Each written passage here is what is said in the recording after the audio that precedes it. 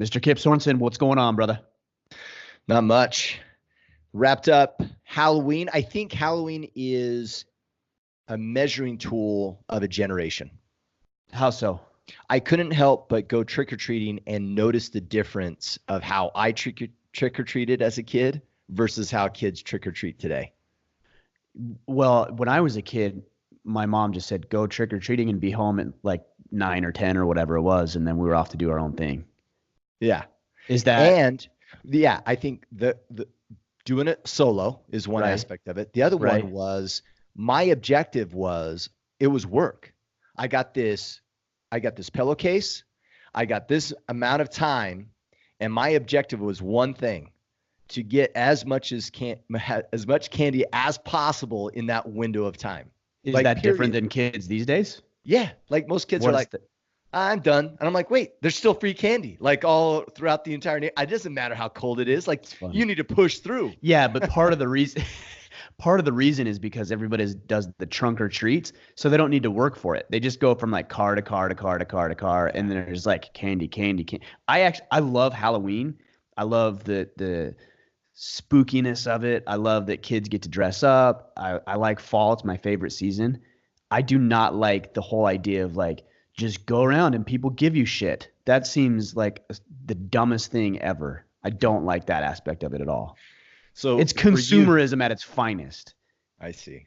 It's like So for what? you, you would say be like so many burpees per house before you get the candy, make them work harder. Yeah. No, yeah, exactly. It's like go from trunk to trunk. How hard is that? It's weak, man. Like I don't know. And then you have all this candy, and it's like we don't let our kids eat all that. So why are we consuming all of it? It's and then people are spending hundreds and hundreds of dollars on candy. I don't know. It's weird. It's such a Yeah. weird thing. That said, we went trick or treating last night. So Apparently it's not just too weird. Yeah. it's just weird. I don't like it, but the kids have fun and they get to see their friends and dress up and et cetera, et cetera. Yeah. I've never been a fan of the trunk or treat. In fact, we I don't. mean, I get it. I get it because society is a whole lot less safe, I think, than maybe it used to be with regards to that. And there's weirdos, man. There's creeps out there. Yeah. But at the same time, it's like, earn it. Go earn that. See, I just throw my kids to the creeps and say, hey, you know what? Fend for yourself. Here's a knife. So, They're also highly trained jujitsu practitioners. So, yeah. I wish actually. all right. Well, should we get Okay. into the questions? Your We video's should. frozen, but it is what it is. We got Yeah. you on audio anyways. It'll be awkward for someone watching on YouTube. Yeah, if you watched on YouTube, you're in a very compromising position right now. Really? Do I look like an idiot? Well, I don't know if it's like the fact that you're frozen that makes you look like an idiot, but it maybe Like highlights or brings attention to it. it looks normal, really. It looks normal. Like it doesn't look any different than you normally look. So I guess we're good there. Oh, well, at least Uh, the audio's working. all right, guys, we're fielding questions from. I think we'll start with the Iron Council today, and Yep. then we'll probably get through all those based on how many questions we have, and then we'll dive into the Facebook group a little bit. Yeah, sounds great. So our first question is from Joseph McHugan. How do you go about picking the monthly topics within the Iron Council? So maybe we Uh, explain that briefly first, but Okay, yeah. So inside the Iron Council, which most of you listening know or watching is, excuse me, our exclusive brotherhood. We've got challenges and assignments, and we're having conversations and holding each other accountable. It's just an elevated way to communicate amongst men who are on the same path or similar paths, I should say. Want to get better, want to improve, make themselves more capable as fathers, husbands, leaders in the community, owners of businesses, employees, etc. Every month we do a monthly topic, and then we break it into subcategories that we're talking about on a weekly basis. So most of the way that we decide on the monthly topic, Joshua Laycock and I go through that, and we see what trends have done well. We see what conversations are taking place inside of the Iron Council. If there's trends and conversations that continue to get brought up, then we know that that's probably a pretty good indicator that we should talk about it on a monthly basis. We also try to build upon previous monthly topics and cover things that we've never even discussed before. So a combination of what haven't we discussed, a combination of what topics guys are talking about naturally and addressing. Maybe there's some current events or some trends in society that we feel like we can address. We take all of that into consideration. And also what's done well in the past. If there's a topic that's landed flat, then we know, okay, well, for whatever reason, this isn't that appealing or interesting to the guy. All right, guys, we're back. Before I was so rudely interrupted, I just thought you hung up on me. You were sick of hearing me talk about how we choose topics in the Iron Council. So I'm like, well, I guess he's done with hearing that. So Yeah, I just want to do my hair so I don't look like an idiot. I started getting all like self-conscious and stuff. So you feel like you're good now? yeah, I'm good. Okay. All right. Well, let's move on to the next question then. All right. Sean Sailors. What's a good way to introduce my 5-year-old and 2.5-year-old to the concepts of masculinity without it seeming like I'm teaching them intolerant things along the lines of boys don't do that stuff? Example. Recently, my oldest had something and acted like it was a bra. I told him he doesn't wear bras and to stop acting like he was. Well, I think he's got a misguided sense of what masculinity is. I mean, he said, read the part where he said, introduce them to masculinity without et cetera, et cetera. Yeah, without seeming like I'm teaching them intolerant things along the lines of boys don't do that. That's not what masculinity is. Masculinity isn't about being intolerant of anything. Masculinity is about teaching frameworks that are going to help your children and other people thrive and succeed and do well. And it's not bad to say that boys don't wear bras because boys don't have boobs. Yeah. Like, that's it. A bra is for breasts, and men don't have breasts, so they don't wear bras. That's it. Keep it simple. Unless you wear them on your heads, right? Weird science. Is that right? And then that's totally acceptable. Totally acceptable. Or it's Halloween and you're dressing up or whatever. But like, yeah, I think you might be overthinking this one a little bit. I have all kinds of conversations with my kids, not just sons, but daughter as well, about what is appropriate behavior and what isn't. I'm so sick of society saying that, well, you just let your kids do whatever they want, dictate whatever they want, feel however they want, dress up with whatever way they want, be a girl, be a boy, think you're whatever gender. That's stupid. Kids are dumb. Well, let me say it this way. Kids are ignorant, which is why they have parents. Too bad most parents are ignorant too. Like, our job is not to just let our kids do whatever the hell they feel like doing. Our job as a parent is to let them know what is appropriate behavior. Now, some people say, well, what is appropriate? Appropriate is something that is going to serve them well and serve society in general well. That's what appropriate behavior is. Well, who dictates that? We do, individually and collectively. Yeah. This isn't rocket science. And you're going to be intolerant of something because you should be your intolerant standards. Of activity. Yeah, your standards are not going to agree with everybody. So guess what? Your kids are going to have an opinion or should have an opinion that's not in line with everyone else. Right. It's not popular sometimes. Right. Well, and then there's also a difference between intolerance and acceptance. You know, like, for example, right? I accept, I can accept that some people are homosexual, for example, or think they're a woman, or think that a woman thinks they're a man. Like, I accept that, but I don't embrace that thought. That's not something that I choose to embrace, but I can see that people that's the way some people are or choose to be. And so, okay, great. But I don't have to adopt that as my own personal mantra. I don't have to say that it's okay just to make you feel better about your life choices and decisions. Yeah. So maybe as an example, Ryan, what's that conversation where you could express that to your kid about, you don't have to agree with it, but we don't place too harsh of a judgment on other individuals. Everyone, let them do their thing, but this is what we do. Like, maybe that's kind of what Sean's Well, I'll give you an example. So when my kids were younger, specifically my oldest, he would see people smoking and he would say, "Oh, Dad, they're smoking. That person's like gross or something." I'm like, well, look, like, I don't agree with smoking. I don't think it's healthy. I don't think it's good for you. I think it's expensive and it causes all kinds of health issues. Like, I think objectively, even smokers would agree and attest to that. Yeah. But it doesn't make them a bad person. And so we would just have those conversations. Hey, you know what, bud? Like, people make their choices. I make bad choices. You make bad choices. They make choices that aren't in their best interest. And we can still appreciate that individual, respect that they're probably a decent human being, and that they've made this choice that doesn't serve them well. And that's it, period. Same thing with tattoos. I remember when my son would see tattoos, he's like, oh, they have a tattoo. Yeah. And I don't have any tattoos. I don't think anything bad about tattoos. But again, unless that behavior is affecting us in some way, like we don't need to judge necessarily that behavior. Like we can just let people do what they're going to do. Unless it affects me, it's like, it's their life. It's their deal. By all means, do what you got to do. If you don't mind me suggesting though, but you still want to establish what that is, what that standard is for you and what we deem as acceptable in our family, right. but be okay with other people doing something else, right? Yeah. Otherwise it's like, oh, anything's okay. Yeah, because I like in that same conversation about smoking, for example, I'm like, we're not going to judge that individual. That person's probably a decent and good human being. That doesn't mean that we're going to smoke. In fact, I don't even say that. I ask, well, what do you think about smoking? Well, I think it's gross.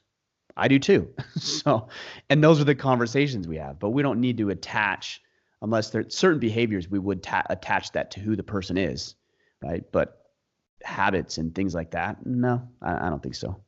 Okay, cool.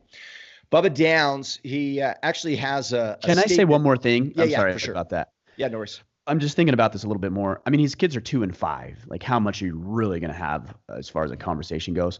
So I would say outline what it is and be truthful about bras, for example. Like, look, if it's playful behavior and they're dinking around, I don't think there's anything to worry about, right? I think a lot of guys worry about, oh, well, what if he's transsexual? Or it's like, well, because he's 3 and he's like playing with a bra. Like, I don't think that's what that means. I don't think you have to worry about that just yet. Like there's going to be some other indicators if that's something you need to worry about. But that said, just model the behavior that you'd like to see in your children. They see it. They pick up on it. They recognize it. And you know what? It's the preacher's daughter syndrome. If you're a dick about it and you like hide it and you keep it from them and you don't have conversations like this, then they're more curious about it. And they might do things out of rebelliousness just because you were the way you were. Yeah, totally. So Sean, for moral guidance, maybe watch Footloose. Like that whole thing, plays out in Footloose. Really good source of, not funny. I haven't seen it. No way. Are you kidding? Yeah, I haven't seen it. Oh, forget it. So that was all for you, man. I thought it'd be funny. And you're like, okay, whatever. This guy's okay. There's a preacher. There's a daughter. She gets wild. Oh, okay. It's like a movie from like the 90s. Maybe you're too young, you young buck. Yeah, maybe. Yeah, that's the one that was partly filmed in Lehigh, right? Yeah, totally. Like an old mill. Yeah. Okay. Good dance moves too. Apparently. Okay. What's that other one with Patrick Swayze? What's that other? Dirty Dancing. Yes. I do not like that movie either. All right, Bubba Downs. So Bubba has a statement that he'd like to be made, not so much of a question. Right. Should we just invite him here on the podcast? And just let him go rant. Yeah. Right. Okay. Pull a Bubba is what we call that. So, and it's really around the notion of $60 a month for the Iron Council. So let's lay that groundwork really quick. So Iron Council membership is $67. And just naturally, we get a little bit of like, hey, let's make this more affordable. Or some things will sometimes hear. Actually, probably not too often. I'm assuming really maybe in Facebook you might hear, not in the IC, in the Facebook you might. Yeah. But the other thing I've heard, and I'd like you to make a comment to this too, Ryan, is, hey, let me sponsor someone. Oh yeah. And let me pay for their membership because they really need it. And I think both of these things are kind of tied to one another. So let me read what Bubba's asked us to. And someone said, Kip, if you could do it with Bubba's accent, it would be extra enjoyable. I don't know if I can pull that off. That's really hard to do. You can't. All right. So I'll do my best.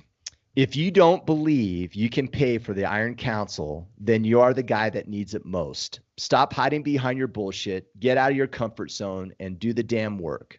Quit buying that coffee in the morning. Quit buying the scratch off. Stop drinking with your buddies on the weekend.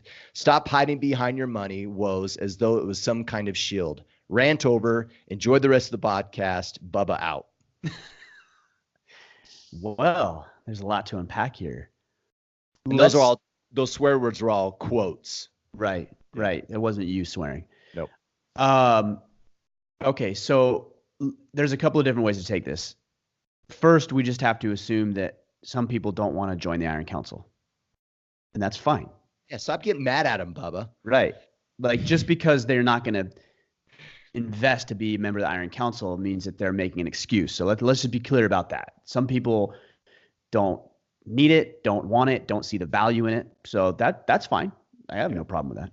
But now let's take it for what I think he's saying, which is that there are those who are interested, and they say like, I'm interested, but I have this and but I have that. The other thing that we have to be careful of, and as I get older and more mature, I'm more cautious about just this black and white thing, is that I don't think $67 is a lot of money. Bubba may not think $67 is a lot of money, but that's all relative. And I'm not going to say that it's a lot or a little for anybody else. They have to decide that for themselves based on their own financial situation. I don't know. I don't know what their situation is. $67 a month could be a lot of money to some people. And maybe they have stopped going out, and maybe they aren't going on their drink runs and buying the pack of cigarettes and spending. Maybe they're already doing that. I want to assume that some people are. Let's get even deeper here. If somebody wants to be part of it, they're spending money on stupid things and they know it's stupid, and they're using that as an excuse not to invest in themselves, then absolutely that's a problem. And I'm not just talking about investing in the Iron Council.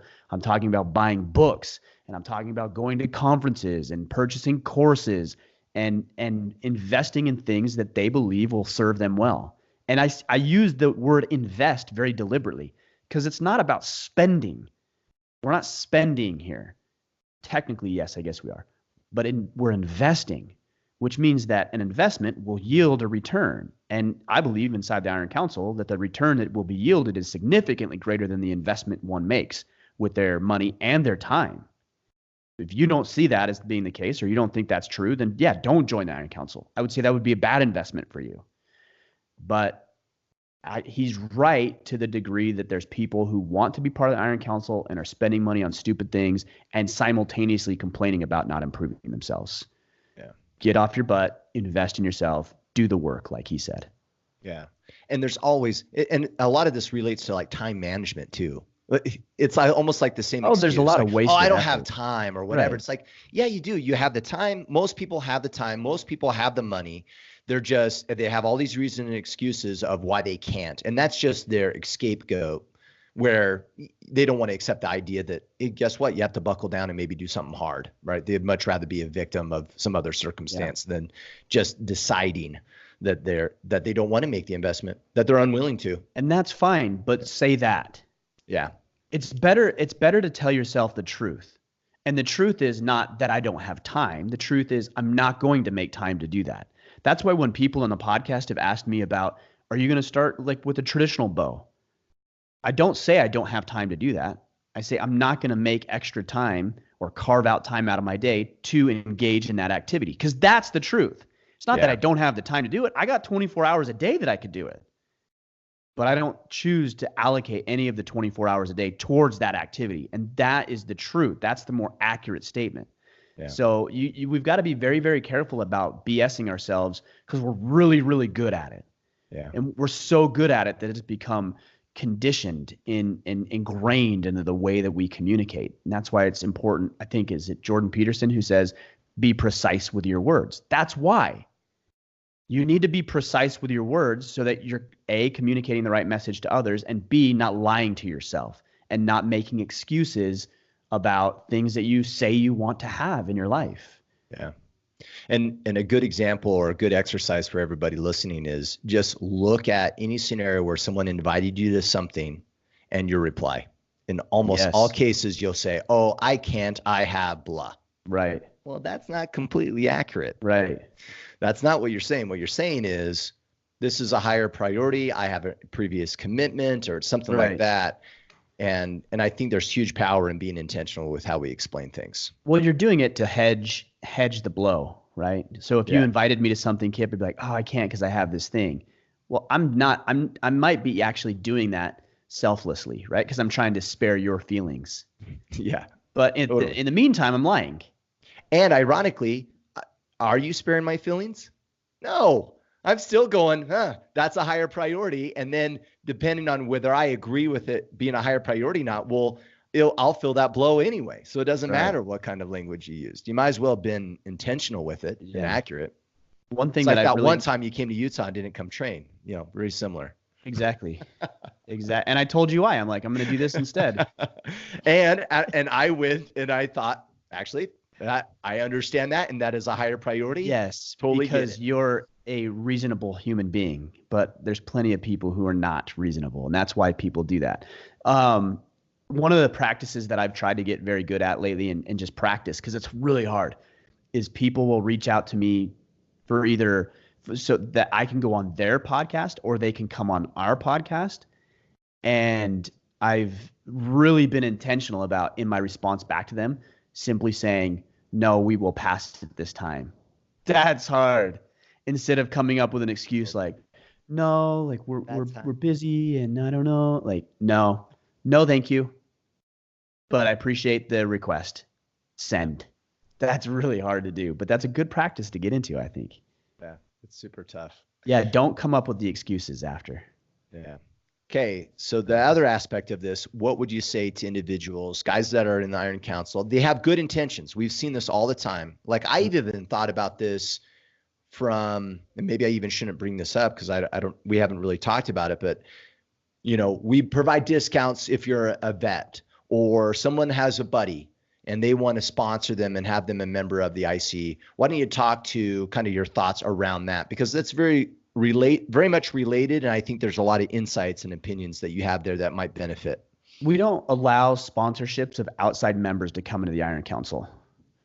And the reason that we don't is because if an individual is unable or incapable of investing in themselves, then in our experience, their performance inside of the Iron Council is going to be jeopardized.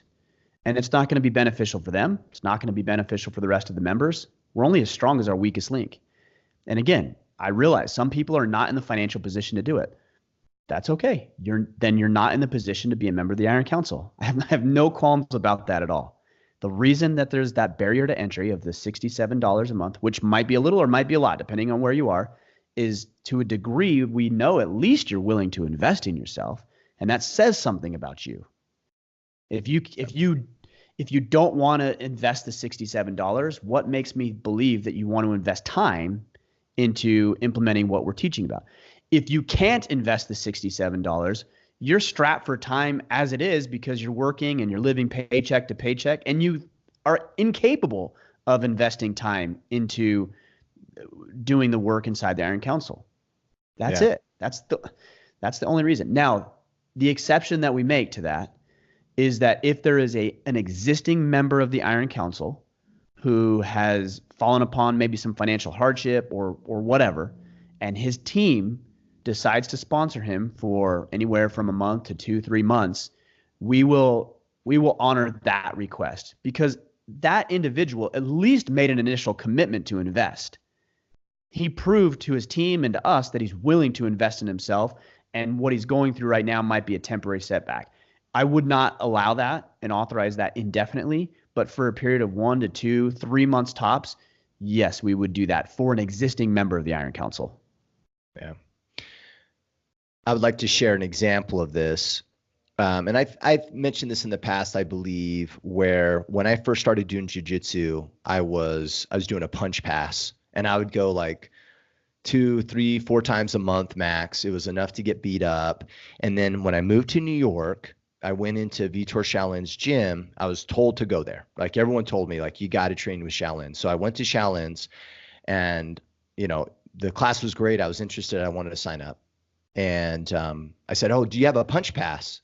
And he's like, oh, no, you're committed to doing jiu-jitsu or you're not.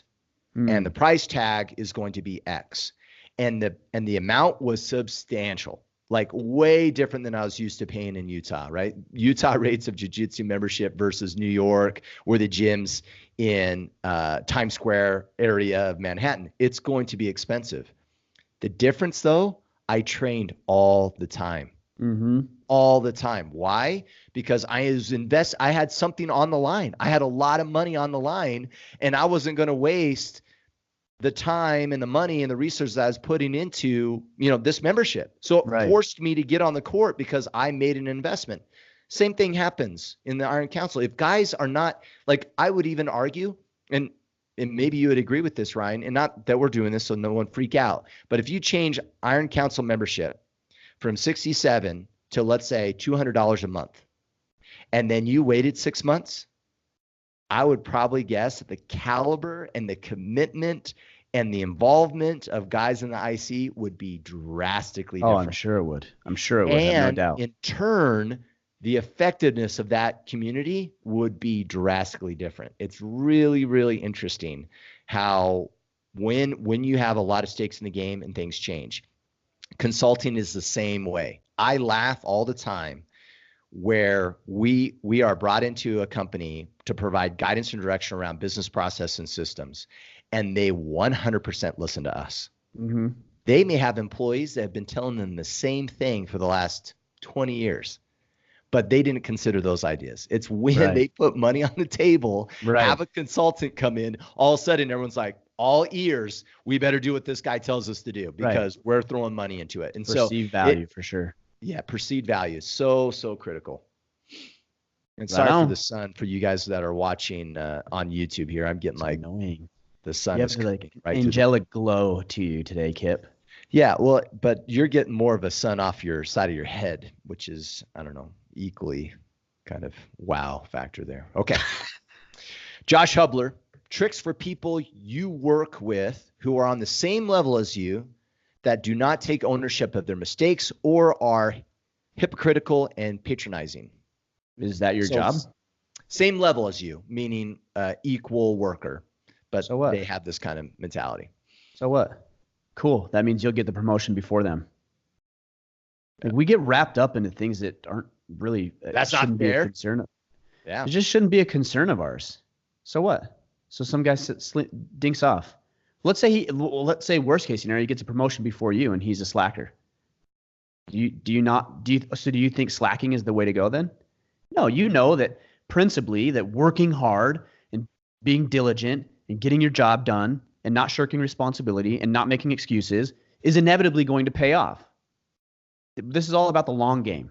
So be influential, do your work to the best of your ability, know that through that consistent effort that it's going to pay off. But if a guy doesn't want to be led to behave differently, to do something different, to improve, to get better at his job, what are you going to do about it? Nothing. And what you end up doing is taking your time and energy, speaking of resources, and directing it towards something you have no control over. And then what happens to your work? It goes to hell because you didn't take the time like you were before to invest in what you could control yourself, and you instead directed it to somebody who you could not control, and your work suffered because of it. Yeah. Or if you're really emotionally pissed off, then you compromise your integrity and not do your job because he's not doing his job. And now it's about like equal, I don't know what even the term you would use for it, like collective laziness because he's being lazy and well, why should I have to do it if he's not doing it? Like all that kind of crazy kind of. We call it socialism process. Yeah. That's the term for it. But yeah, just do your work, man. Do it well. Yeah. And let the chips fall where they may. Yeah, everything will work out. There you go. That looks better. Is that better? Yeah. Okay. Roger Taylor. Prioritize and execute is one of the main strategies from Jocko and Leif Babin's book, Dichotomy of Leadership. They point out that sometimes you can get target fixation and fail to see when your priorities emerge and when you have to adjust. Do you have any suggestions for figuring out when you should step back and reevaluate? When you're not achieving the results that you would like. Yeah. Look at it on a grand scale and also consider the long game, which Jocko would say as well. Is like, what, you can win the battle, but did you win the war? Right? It's important to win the war. Battles are important. I'm not going to lie. You got to win the battles too, but they're less significant than the war itself, which is the mission, right? So if you get so hyper fixated on one thing that you jeopardize the entire mission, then that's a problem. So keep your eye on the long game, keep your eye on the prize, look at the results, do your after-action reviews to analyze whether or not your behaviors and your actions and your results are moving you towards the completion of that objective. And if they're not, then step back, give yourself a 30,000 foot view, look at it from a different perspective, and ask yourself what needs to be done now to get back on track or to fix what maybe we messed up. So again, long game, mission first, which is a principle he would attest to as well. Yeah. And then you can start worrying about what battles need to be won in order to complete the overall objective and mission. Yeah. So what I'm hearing in summary is don't lose sight of the long game and the mission. That's and right. Look for strategies maybe on a regular basis of how you're constantly reconnecting with the mission and the long game to make sure that you're not getting target fixation. If you're trying to be proactive, right? Right. You're right. So I'll give you an example with one thing an initiative that we've started over the past little while with Order of Man is to be very active on YouTube, right? So what I do when I put up videos is we look at the performance of those videos, and I can see that, one does really, really well and the other does not so great. So do I fixate on the one that doesn't do so well and like try to adjust it and fix it and tweak it and explain to everybody why they should listen to it and why they should watch it? Like, do I get fixated on that one failing thing? Or do I just simply learn the lesson and say, oh, okay, well, here's what I learned from that. Don't do that next time. And implement new strategies into the grand perspective of things and focus on what is going well. Now, scale out even further than that. I look at YouTube and think, okay, is this moving the needle in the right direction? Right now, our YouTube channel is blowing up.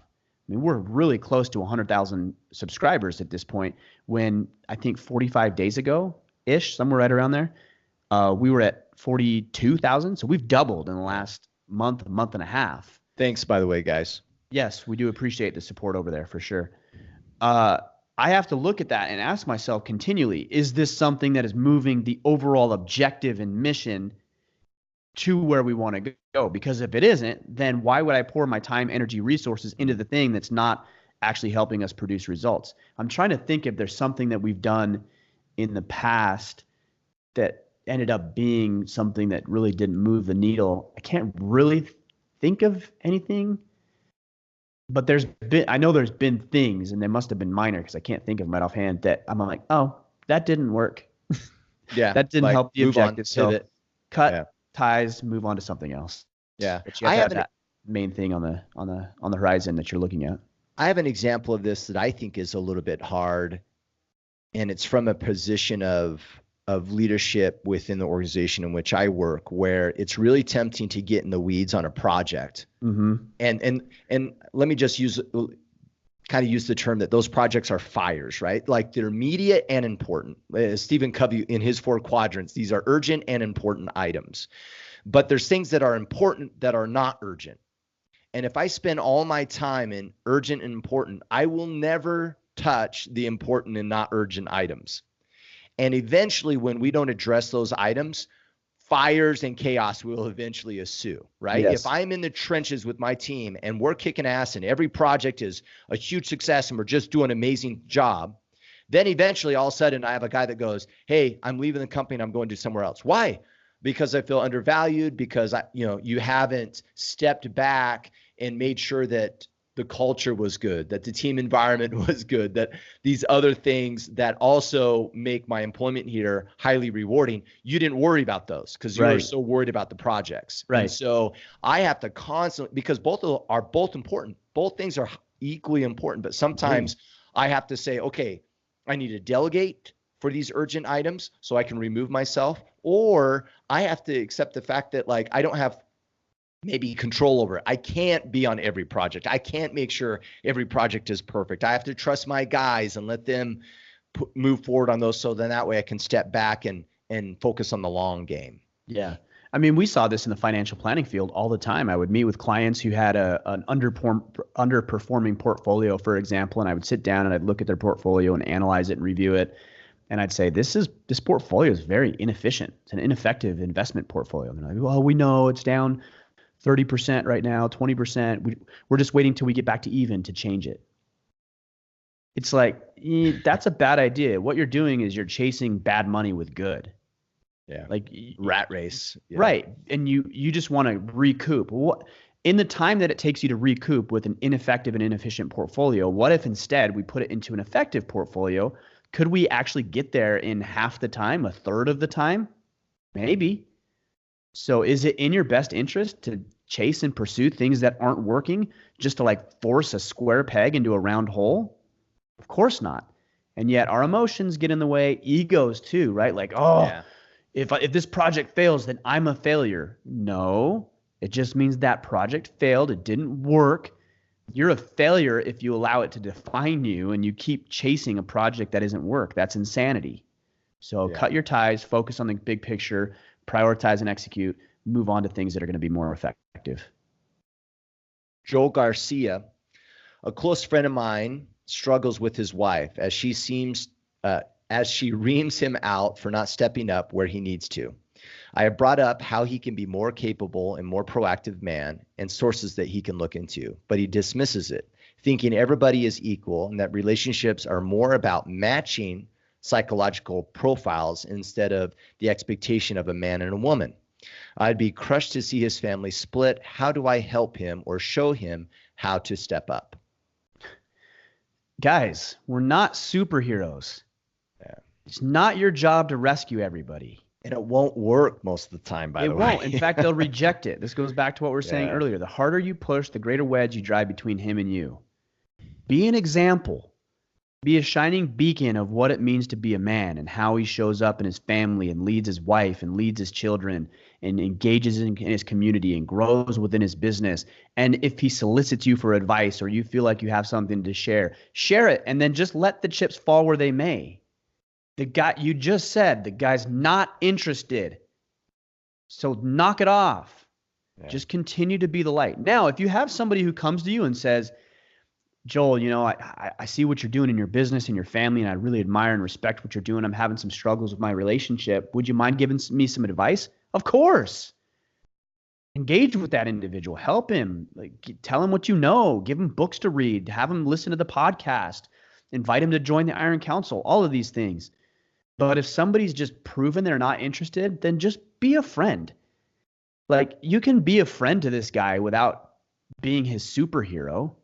It's not what he wants from you. So just be friendly with him. Invite him to barbecues. Invite him to family outings. Train with him. Hold him accountable if that's what he's looking for. And maybe at some point he'll see the light. And maybe he won't. But that's not for you to dictate. Yeah.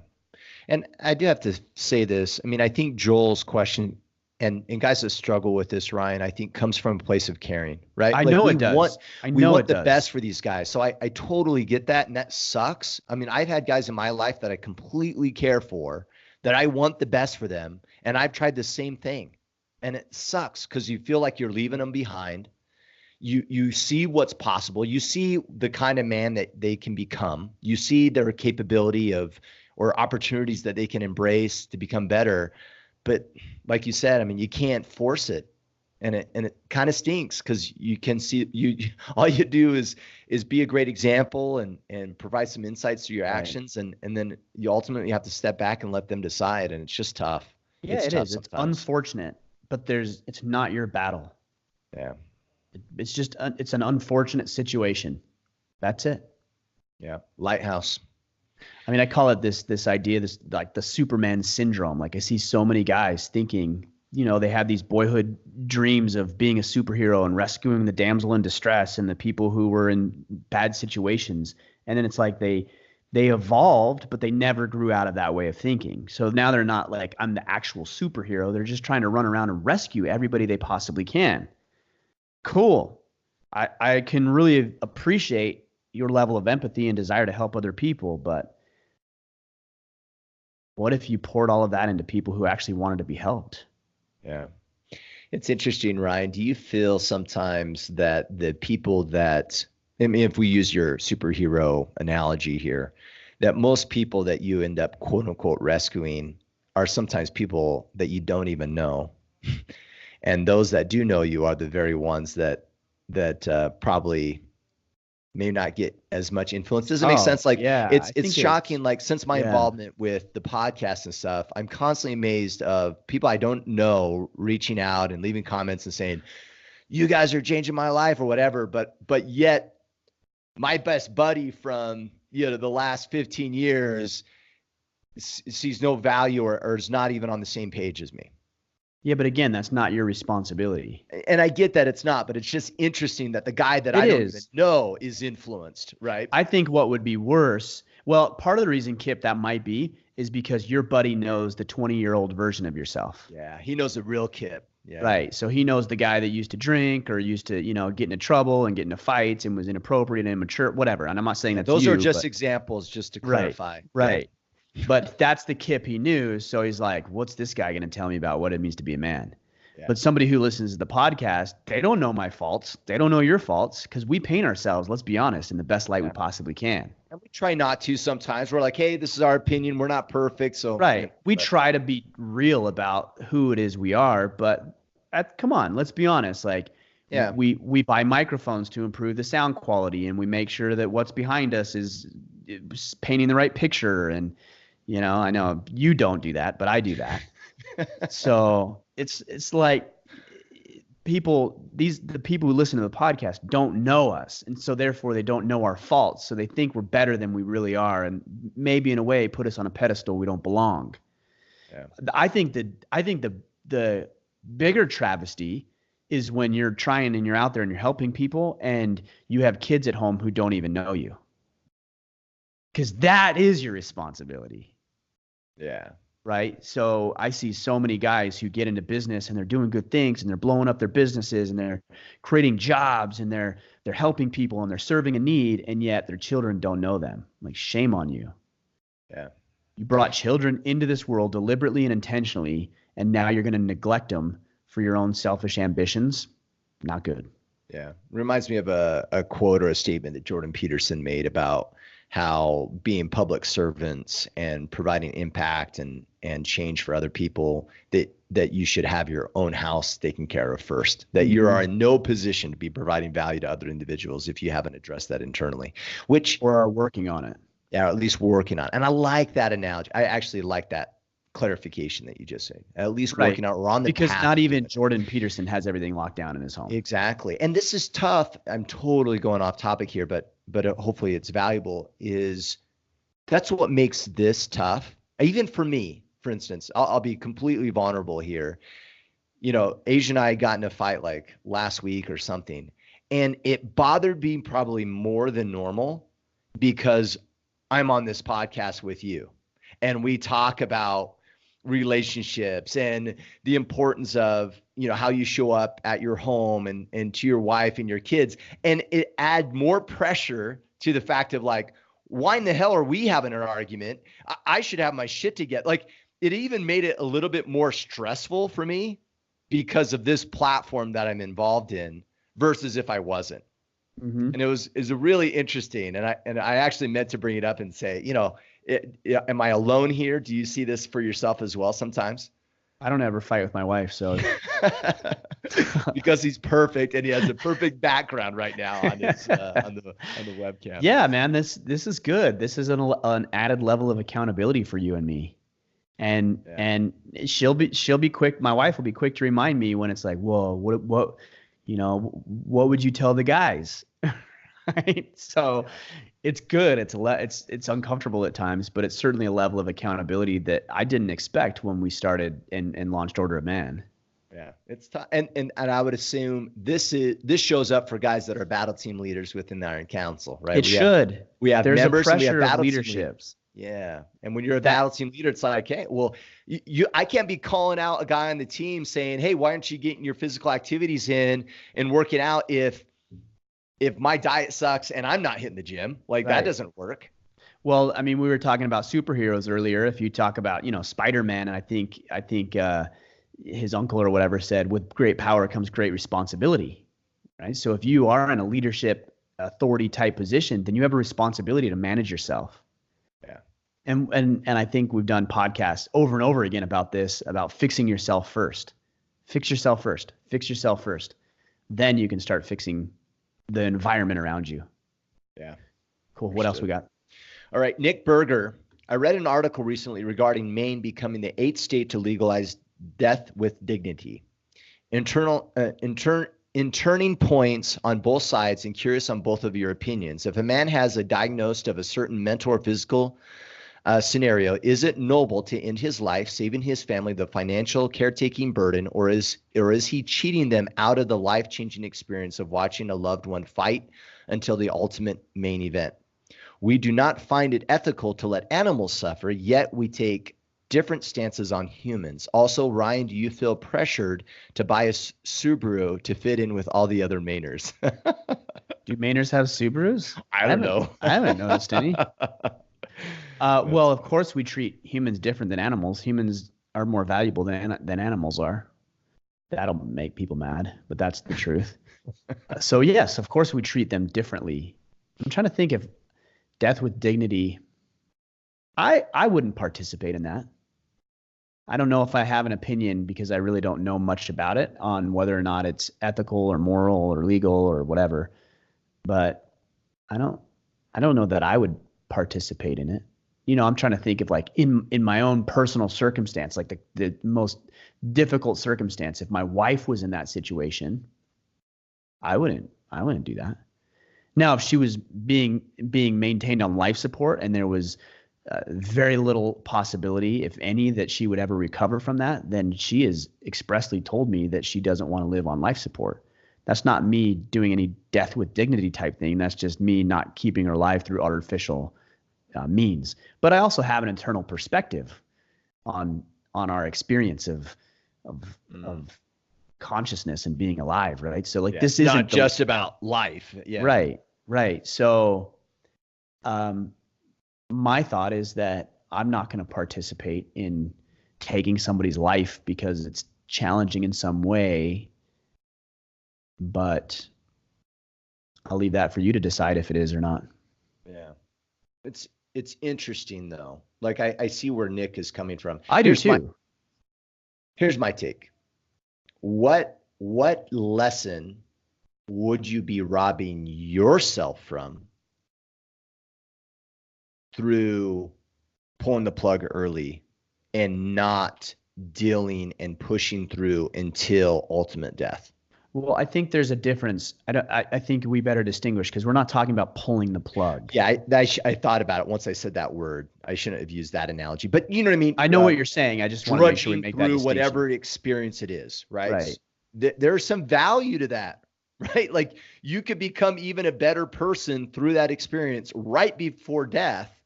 And I think that you might be robbing yourself of that opportunity to grow at that time. I don't think it's your decision to make. Yeah. If somebody has expressly communicated to you that they want to die with dignity, then you're going to have to be the one to do it. Why is somebody going to put that on you? Yeah. You see what I'm saying? You know what I'm saying? Yeah, for sure. I'm like if somebody comes to me and says, I'm in pain and I just want to die. I'm 80 years old. I just want to die with dignity. Okay, then do what you have to do. Yeah.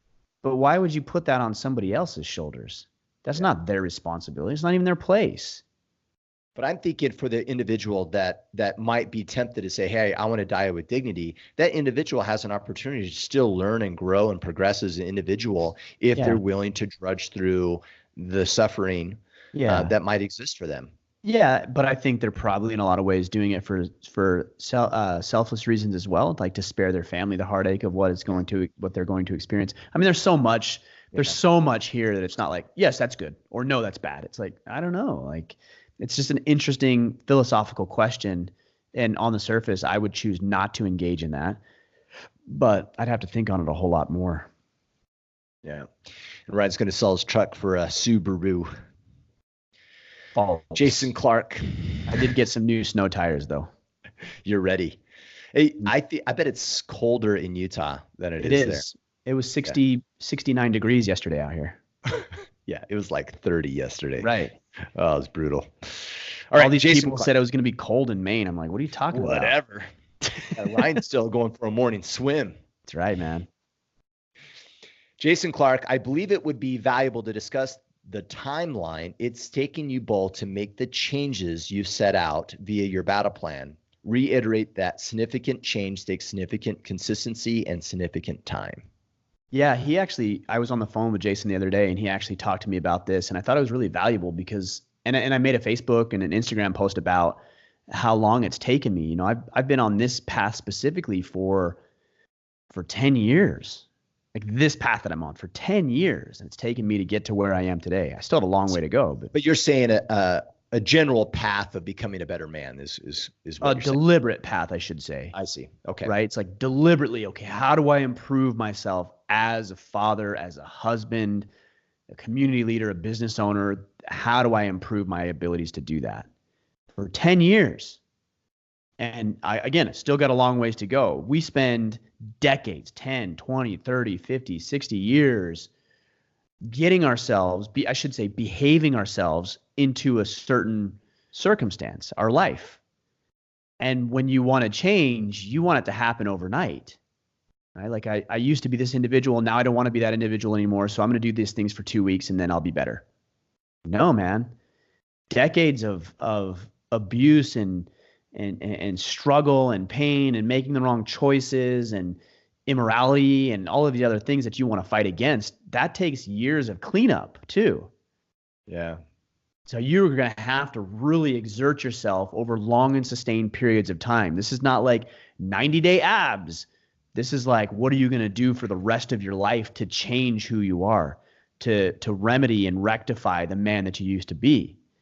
If you're in it for the short game, we talked about this earlier. If you're in it for the short term, you might experience short-term results, but you didn't create the foundational framework and bedrock to do this thing for a lifetime, which is what is going to produce the sustained results. So for me, it's taken 10 years of ups and downs and doing good and reverting back and fixing things and making new mistakes. And like I talked in last week's podcast, Friday Field Notes, about elevating my problems and getting over these minute problems and focusing on bigger problems so that I could produce bigger results. Like, it's just taken a very long time, and it will continue to take a long time, and it doesn't ever go as fast as you'd like, and you don't ever produce the results as quickly. Think about dieting, for example. How quick could you put on 10 pounds, and how much longer does it take to lose it? It's just the nature of things. And if you're unrealistic about that, then you're going to give up too soon, because it's going to be unbearable that you can't hit your objectives or the things that you want. So you could fool yourself and lie to yourself and say, I'm going to do this in the next 90 days and then I'll be good and I'll be awesome. And my marriage will be saved and my kids will like me and I'll have a promotion. And you'll feel good right now about that, because you'll be motivated and inspired by that. But then it'll get worse and worse and worse and worse every day that you don't meet that unrealistic expectation. Or you could take a little pain right now and say, okay, this is going to take a lot of work. This is going to take a long time. There's going to be ups and downs and struggles and bumps along the way. I realize that. I recognize that. I understand that. I acknowledge it. I accept it, and maybe even embrace it to a degree. And then as you go on your journey, it becomes easier and easier because you've already acknowledged how difficult it will be. Don't be delusional about what it's going to take, because you're only setting yourself up for failure. I have to call out that there's a big difference between an individual that is on the path of becoming a better person and the one that is doing the same thing, but tracking, identifying objectives, maintaining tactics. Like, those are one's like at a way different scale than the other, right? We may have guys that are constantly working on becoming better, but because they're not tracking and being highly super focused and intentional with what are they going to do it, and are they doing it, and constantly doing after action reviews, I think there's a big difference between those two. Do you agree? Well, I mean, saying you want something and like generally having an idea about what it is and how you're going to go about doing it is significantly inferior to knowing exactly what you want and having a plan for getting it. Even if that plan isn't completely ironed out, having a plan and being able to track it and having metrics to follow is infinitely better than, yeah, I just want to get better. I think I'm going to work out. Yeah, I want to be a better dad, so like I'm think I'm going to do some things to be a better dad. Okay. I wish you luck. It's good. It's good ambition. It's good intentions, but it ain't going to move the needle. Yeah. And you know what? Some guys just aren't. They're not to that stage yet, right? So I try to be aware of that. Again, I think this just comes down to a level of maturity. Is if you've been down in the dumps for 40 years and nobody's ever taught you how to make a goal and every experience you've ever had with anybody has been negative and people have beat you up and mocked you and ridiculed you and your parents abused you mentally, physically, emotionally, sexually, like that's a tall order, is to say, well, all you have to do is make a plan. Yeah. Like just make a plan, like just make a 90-day plan and like have an objective and then just do it. Like you'll be fine. That's what I used to think, but that's not fair either, because somebody who doesn't have some foundational knowledge that's a tall order. That's an impossible task. It doesn't mean they're not capable of doing it. It's just like, dude, that's tough. Time.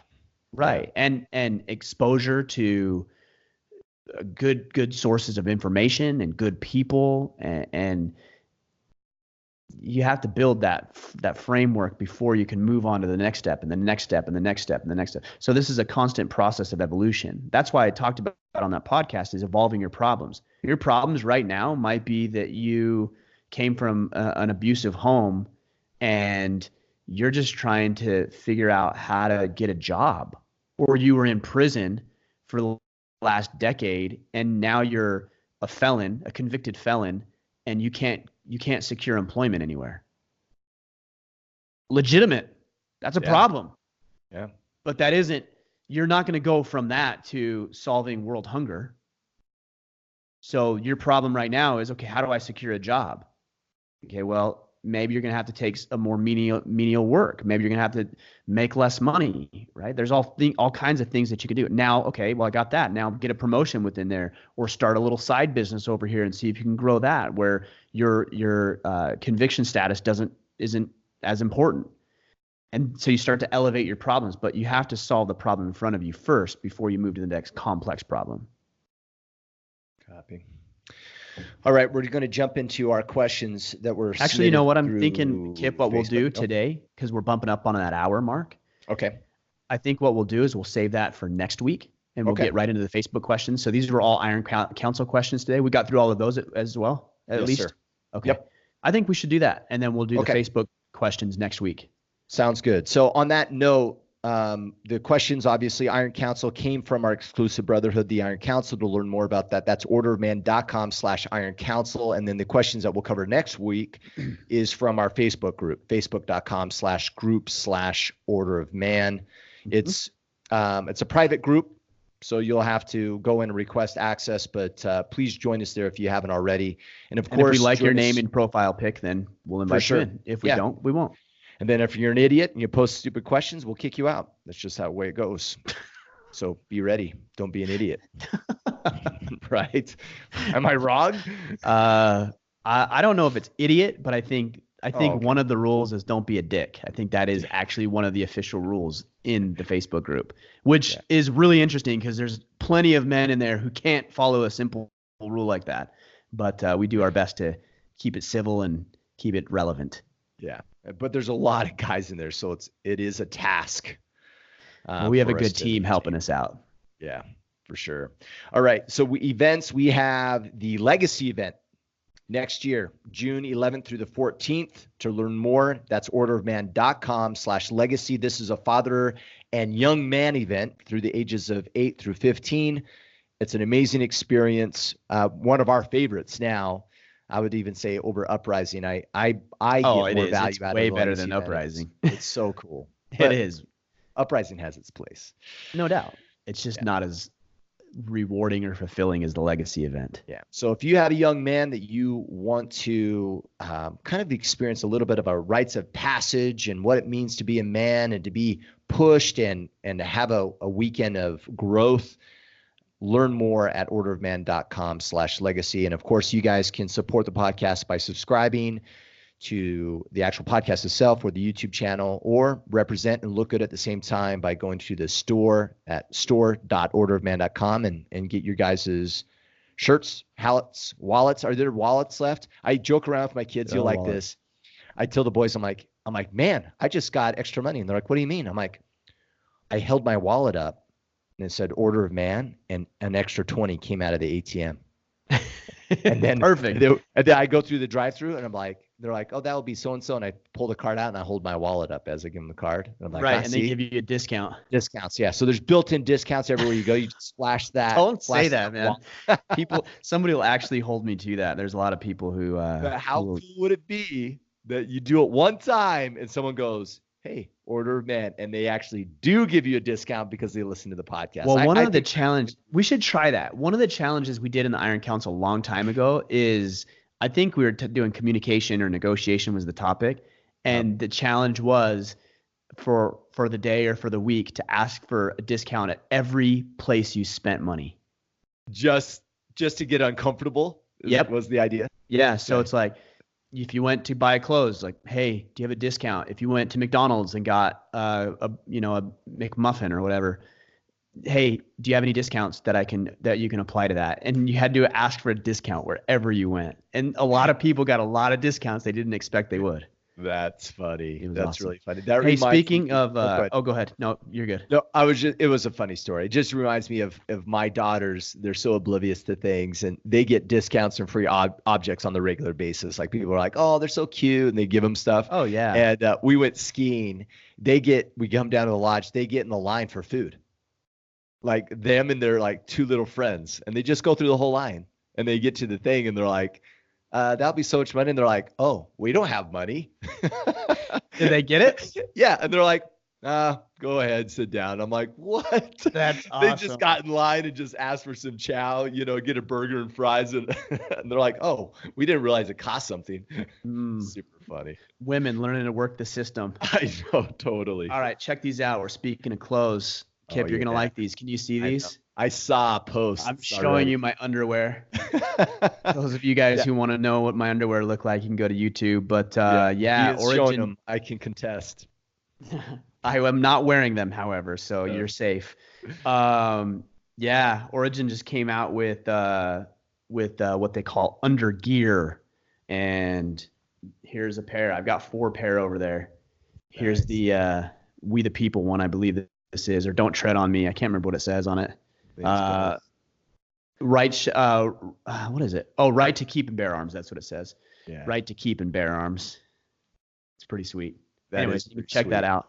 At originmain.com, use the code ORDER, you'll get a discount, but that's their under here. Peter Bryan made a post and of those on Instagram, and I was instantly like, oh, let me save that. I just got some yesterday, so. Yeah. Guaranteed. All right, guys. Increase your manhood. Absolutely. Yep, absolutely. No doubt. But you're going to have to buy a pair to figure that out for yourself. All right, guys. We'll let you get going. We'll be back. What is today? Wednesday. We'll be back on Friday for your Friday field notes. Until then, gentlemen, go out there. Take action. Become the man you are meant to be.